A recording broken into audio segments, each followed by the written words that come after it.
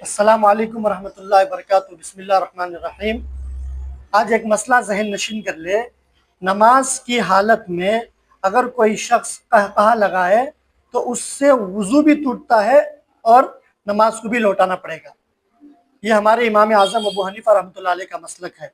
امام شافعی رحمۃ اللہ علیہ فرماتے ہیں کہ وہ صرف نماز لوٹائے گا، وضو نہیں لوٹائے گا۔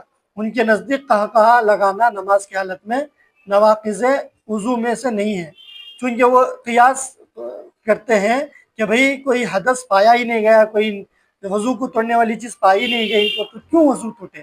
تو ہم اس میں دلیل میں کہتے ہیں کہ بھئی ہمارے پاس نص موجود ہے۔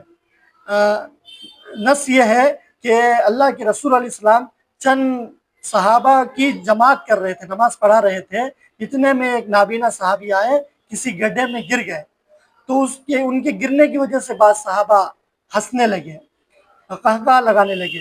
تو اللہ کے رسول علیہ السلام نماز کے بعد کہا کہ جنہوں نے قہقہہ لگایا ہے وہ نماز لوٹا ہے اور وضو بھی لوٹا ہے، نماز بھی لوٹا ہے اور وضو بھی لوٹا ہے۔ تو لہٰذا ایک قاعدہ یاد رکھے کہ جہاں پر کتاب اللہ اور سنت رسول اللہ یعنی قرآن اور حدیث کے جہاں پر سامنے آئے وہاں قیاس نہیں چلے گا، وہاں قیاس نہیں چلے گا۔ لہٰذا ہمارے پاس نص موجود ہے تو لہٰذا ہم قیاس کو چھوڑ دیں گے۔ عقل سمجھے نہ سمجھے، ہماری سمجھ میں آئے نہ آئے، پھر بھی ہم نص پر عمل کریں گے۔ تو لہٰذا ہمارے پاس نص موجود ہے، تو لہٰذا جب کبھی کوئی شخص خدا نہ کرے ہنسی نہیں آنی چاہیے، قہقہہ نہیں آنا چاہیے، اگر کسی کو نماز کی حالت میں قہقہہ آ جائے تو وضو بھی لوٹائے گا اور نماز بھی لوٹائے گا، اور اس کی 3 شرطیں ہیں۔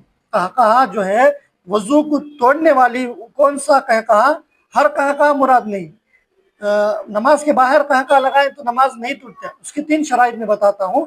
نماز جو رکوع اور سجود والی ہے، پہلی شرط وہ قہقہہ وضو کو توڑنے والا ہوگا، ناقض وضو ہوگا جو نماز رکوع اور سجود والی ہو۔